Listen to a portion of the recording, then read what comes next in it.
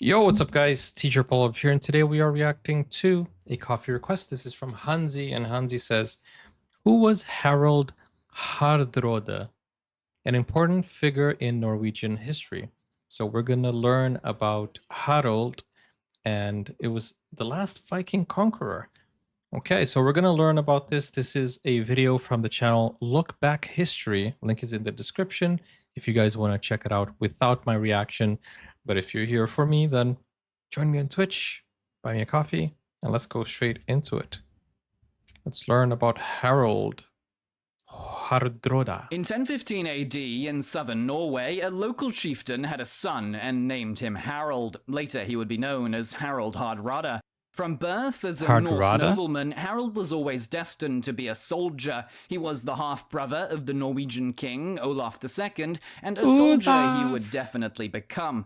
Harald left his mark on lands as far apart as Denmark and Jerusalem, and he claimed the thrones of no less than 3 nations over the course of his life. Norway, but what England, exactly and did he Denmark. do to achieve his reputation as one of the Vikings' greatest leaders and their last? How was Is that where the Old Norse comes in English?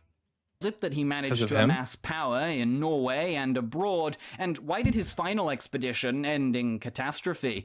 In short, just who was Harald Hardrada? Well, Scandinavia's warriors, fierce Viking raiders, were once the scourge of Europe, but by the time of Harald Hardrada's birth, the raiding had begun to die down. Other Europeans started to better defend themselves, and Norse economies at home had become more developed. Many Scandinavians, including Harald's family and the king, had also adopted the religion of their former victims, Christianity. That said, they retained a drive for conquest. Take the most powerful of their leaders during Harald's childhood, Canute the Great, who ruled over England in addition to his native Denmark. Canute was also responsible for ending Harald's childhood. The young Hardrada was steadfastly loyal to his half-brother and king, and in 1030, aged just 15, he defended Olav's crown at the Battle of Stiklestad against Canute. The Dane was in the process of seizing the country. Harald is said to have fought at Stiklestad with distinction, but he couldn't save Olav or Norway from the invaders. Harald's brother died in battle, and Canute added Norway to his collection of crowns. Olav II was canonized shortly afterwards. Today, he's Norway's patron saint, but Harald was forced to flee. With him gone, Canute the Great was left free to consolidate his control over Norway and govern his North Sea empire. Within about a year of his exile, Harald arrived in the Kievan Rus, basically the earliest version of modern Russia, Belarus, and Ukraine. There he served the Prince of Kiev, Yaroslav the Wise. Even at a young age, it was clear that the future Hardrada had an advanced understanding of warfare, and also the charisma to lead men. He was made a captain under Yaroslav and for a time fought for him against Poland. Harald would later send plunder to be stored with the Rus in Kiev and would marry Yaroslav's daughter. But he would really earn the fame, and more importantly the money, that he needed to retake Norway by fighting not for the Rus, but for the much more wealthy Byzantine Empire to the south. Did he say not for the Rus? Or what? He's not talking about the Rus, like R-U-S-S, right? He's talking about the ruse. What is he talking about? Hi, Tanil. Harald was not the first Scandinavian to seek his fortune serving the emperors of Constantinople. In fact, the elite Varangian Guard, a force composed of Norsemen, but also Rus and later Anglo-Saxons, had been operating as shock troops and personal guards for the Byzantine emperors since the 9th century. The Varangians were valued for their... Can you imagine he invades Norway just because of the Rus?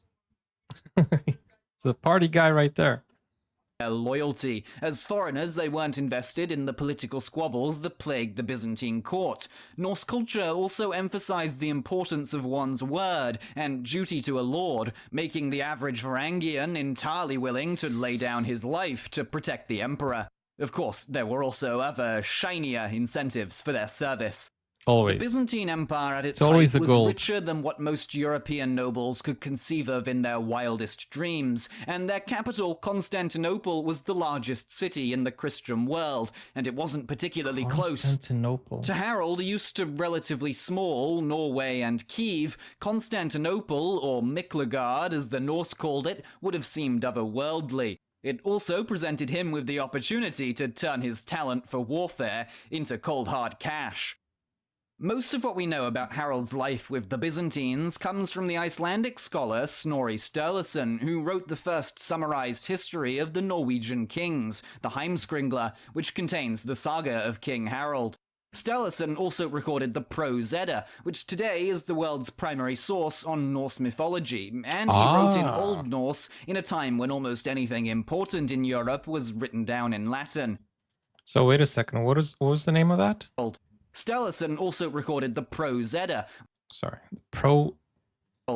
Sturluson also recorded the Prose Edda, which today is the world's primary source on Norse mythology, and he wrote in Old Norse in a time when almost anything important in Europe was written down in Latin. So basically, everything we know about Norse mythology is based from how does he say it again? I forgot the name now. We just listened to it. But things like Lord of the Rings, Marvel, the Edda, is that what he said? No, he said a different name there though. Okay, Snorre Sturlason. So is that where they get all of the inspiration from for all the movies that we see? Loki, Thor, the Marvel movies, Lord of the Rings, stuff like that. Is that where they read it? Is that where you learn from in school? Or are there in textbooks? Because I know so many of you know about Norse mythology that we saw. Snorre Sturlason is super important for the recording of Norse history and mythology. But do you study it in school? Because many of you have been giving me so many good information about it, and I was wondering if you learn it in school or if there's a book for that. So basically, is that the book where you get all the information from? Is it taught in school or something, or no? A little bit, okay. It was Sturluson who gave Harald the epithet Hardrada, roughly meaning the hard ruler, the severe, or the tyrannical in Old Norse.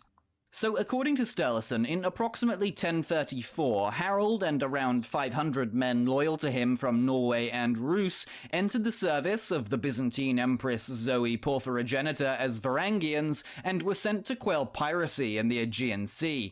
There, Harald's prowess won him the respect of his fellow guardsmen, and he took command of the Varangians. For the next 8 years, he fought for the Byzantines across most of the Mediterranean, and in doing so, made himself a fortune. Primarily, Harald fought to reassert Byzantine authority in Sicily and against the Berber Muslims of North Africa, meaning that he had a large army at his disposal in one of the wealthiest places on the planet. Naturally then, he made his Viking forefathers proud and plundered the lands of Constantinople's enemies, seizing castle after castle and massacring anyone who attempted to resist. The loot he acquired, in addition to his pay from the Empress, was all safely sequestered in Kiev. From North Africa, Harald made a pilgrimage to Jerusalem, where he visited the Church of the Holy Sepulchre, the empty tomb of Christ, and bathed in the River Jordan, all while asserting Byzantine authority over the Holy Land. From there, he returned to Constantinople and was sent to squash Bulgarians rebelling against the Byzantines in about 1041. It was around then that he learnt that Canute the Great had died a few years previously, and his North Sea Empire had collapsed. So, likely with the intent of going to take his homeland by force, Harald ended his contract with the Byzantines. Something that made the Empress Zoe just a bit unhappy, and Harald briefly found himself imprisoned before escaping and making his way back to Kiev. There he married Elisaveta Yaroslavana, or Elisif of Kiev, the daughter of Yaroslav the Wise. Whether she actually made it back to Norway with him isn't known though, and all his sons were born to another wife.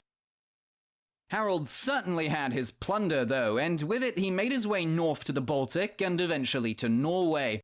With Canute out of the way, the Norwegians had put Olaf II's son, Magnus the Good, on the throne, and it's possible that Harald didn't love the idea of waging war on his nephew. So instead, he made a deal with Magnus. In exchange for him recognizing Harald as co-king of Norway, Harald agreed to share his wealth from abroad. It also helped that he had an ace up his sleeve. In addition to Norway, Magnus also ruled Denmark, and Harald had aligned himself with a Danish nobleman, Sven Estridsson, who had been trying to seize Magnus's lands there. With him backing Harald, Magnus had no real choice but to concede the co-kingship. Now in power, Harald Hardrada immediately turned on his former ally Sven. With Magnus, he campaigned against him in Denmark, and in 1047 he got the Norwegian kingship to himself when Magnus died there of an illness. However, just to show that he hadn't forgiven Harald for his earlier usurpation... I mean, why do people tend to turn on their allies? It's crazy. You know what I find fascinating, though? They're talking about a story that happened in year 1047. I love how historians they manage to preserve history. It's so crazy because you can understand nowadays that we have technology. There's tons of ways that you can preserve history, and basically, digitalize, or even just like. It's very easy to kind of like store, and it's much easier than before. And the fact that historians can track history back years and decades, and it's absolutely intriguing, isn't it? It's crazy. Magnus left Denmark, not to him, but to Sven, and that finished off any friendship that might have been between the Norwegian and the Dane. For nearly the next 20 years, Harald split his time between governing Norway and doing his damnedest to conquer Denmark. That consisted of raiding the Danish coast, which, to be honest, is most of Denmark, and that was something that Harald was quite good at, given his experience with the Byzantines. However, despite winning several battles, he never managed to dislodge Sven. Notably, he won at Nyssa in 1062. The battle involved a total of at least 400 ships, and it might have seen Harald finally take Denmark, if not for the fact that most of the Danes, including Sven himself, ran away to fight another day, rather than being captured or killed by Harald.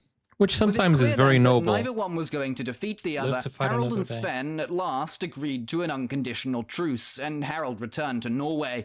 There he implemented a number of domestic reforms, and importantly, he removed the right of local chiefs to maintain standing armies, or the herd, thus centralizing power in the hands of the king. Though Harald had given up on Denmark, the ghost of the North Sea Empire still loomed over Scandinavia. Magnus was the one who came the closest to restoring it, and he had planned to reconquer England before his death. His grounds were based on a treaty he had signed. Dude, that's basically the only one who conquered England. If you think about it, with a son of Canute the Great and the last Dane to rule England, Harthacnut. It stipulated that should either of them die without an heir, the other would inherit his lands, and that's actually how Magnus got Denmark in addition to Norway.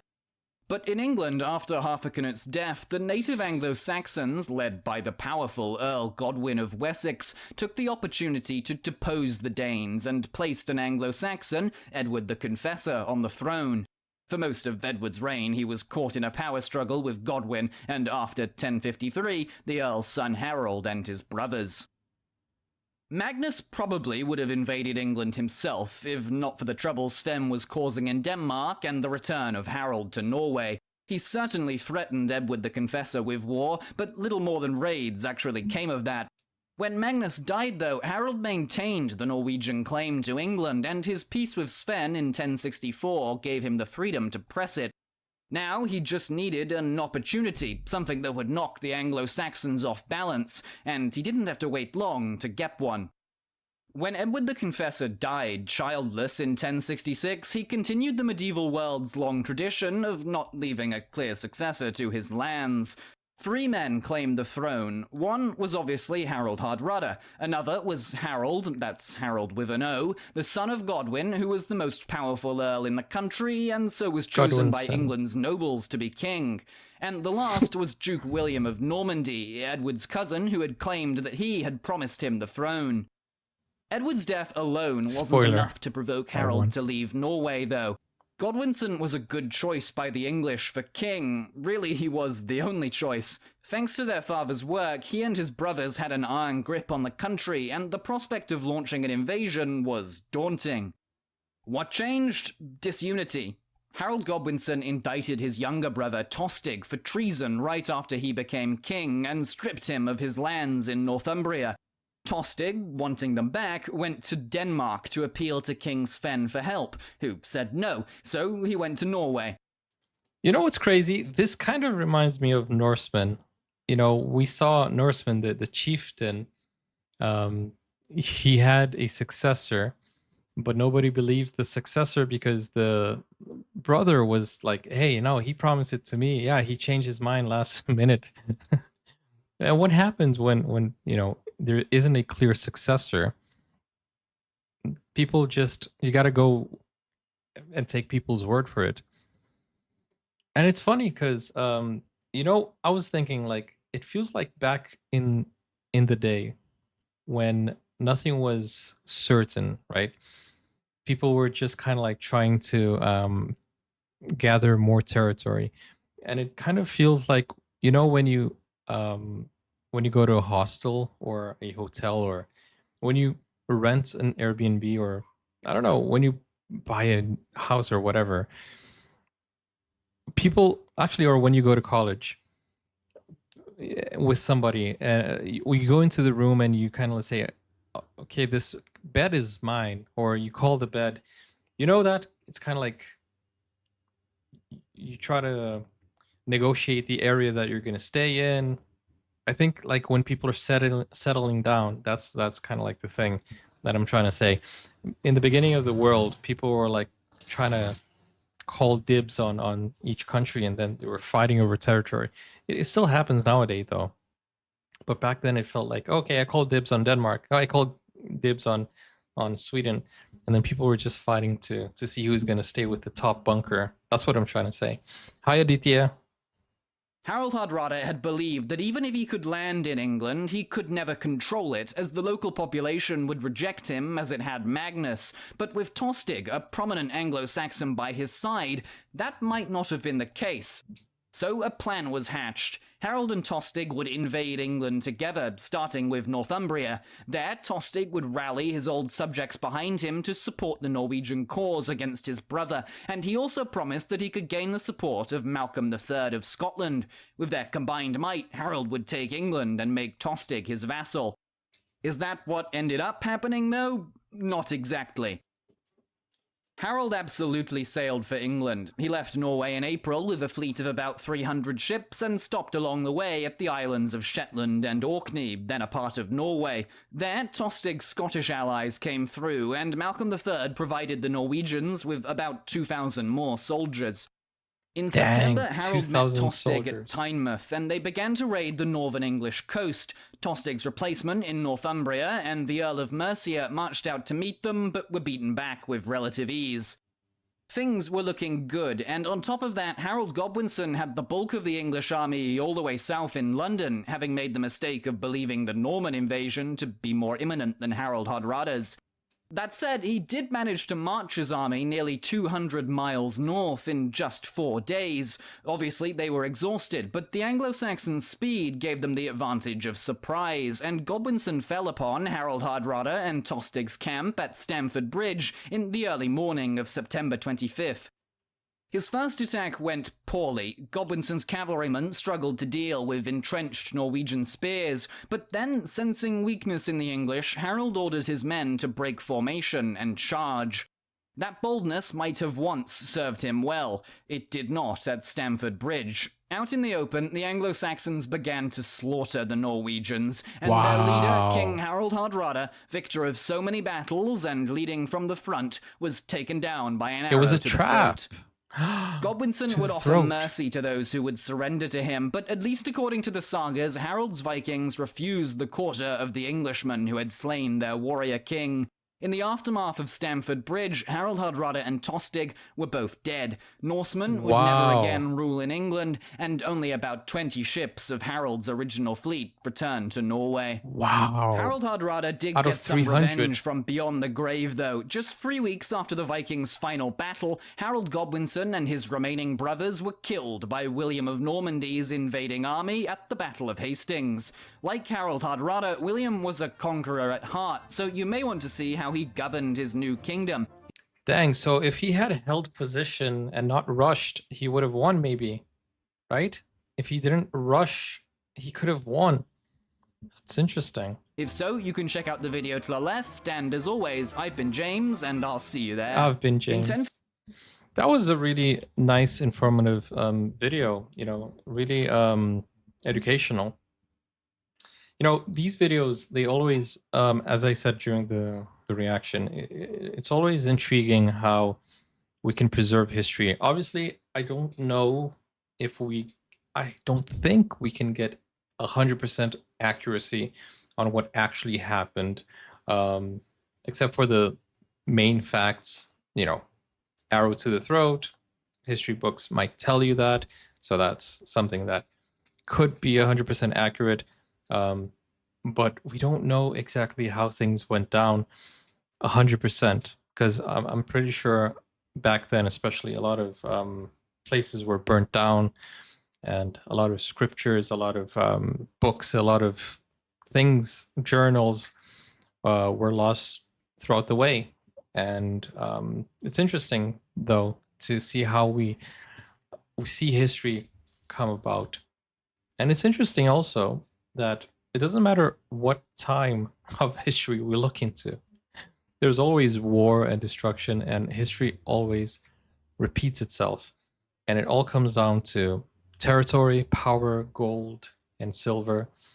And it's absolutely crazy how we can actually watch a video that talks about the year 1047 and kind of find similarities to what we're going through today. It's absolutely crazy, isn't it? But definitely Harald Hardrada was, you know, a powerful warrior, but he made one mistake, which is never rush. If he held his ground, I don't think, I don't think he would have lost. What do you guys think? At least against England. Dang. And then an arrow to the throat, that's deadly. It comes to show that when you're in a battlefield, not every tactic works every time.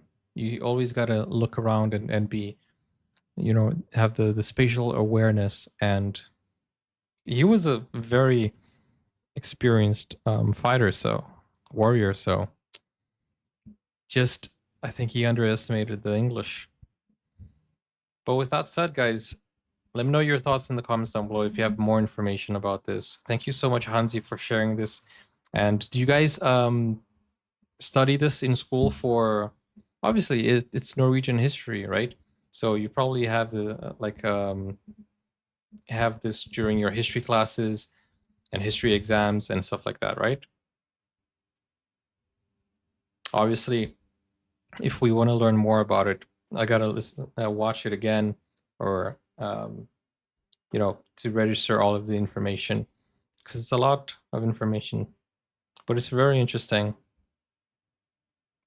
Okay, we're gonna continue the conversation here on Twitch, and then if you have more information, leave in the comments. But guys, don't forget, join us on Twitch. Even after the video, the conversation keeps going, and we get more information, learn a bit more, and share our knowledge and our experience in the chat. If you want to request a video just like Hansi did, go over here. And don't forget to go support the channel. Let me give a shout out to the channel again, which is Look Back History. Click over here to see more educational reactions. And I'll see you guys. Take care. Bye-bye.